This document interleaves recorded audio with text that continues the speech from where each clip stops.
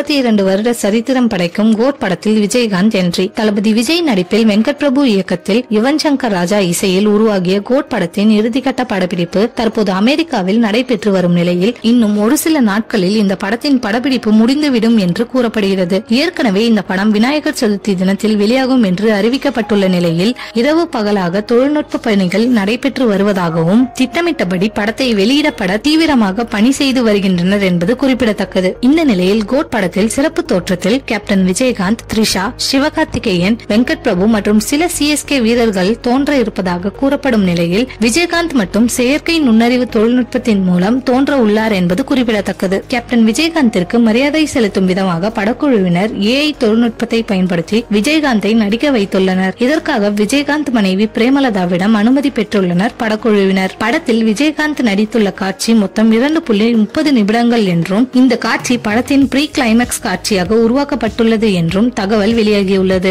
மேலும் படமாக்கப்பட்ட விஜயகாந்த் காட்சியை பிரேமலதாவிடம் போட்டு காட்டியுள்ளனர் வெங்கட் பிரபு. காட்சிகளை பார்த்த பிரேமலதா விஜயகாந்த் பிரமித்து போய்விட்டாராம். படத்தில் விஜயகாந்த் நடிக்கும் அந்த காட்சியை பார்க்க ரசிகர்கள் ஆவலாய் காத்திருக்கின்றனர். பிரபல நடிகராக வலம் வந்த நடிகர் விஜயகாந்த் கடந்த டிசம்பர் மாதம் இவ்வுலகை விட்டு மறைந்தார். இவரின் மறைவுக்கு ஒட்டுமொத்த தமிழகமும் ஒன்று கூடிய நிலையில் இவரை மீண்டும் திரையில் காண்பிக்க உள்ளார் இயக்குனர் வெங்கட் பிரபு. கிட்டத்தட்ட 32 வருடங்களுக்கு பிறகு விஜயுடன் விஜயகாந்த் ஒன்றாக தோன்ற உள்ளார். தேர்தலில் மிகப்பெரிய விருந்தாக ரசிகர்களுக்கு அமையும் என்பதில் சந்தேகமில்லை.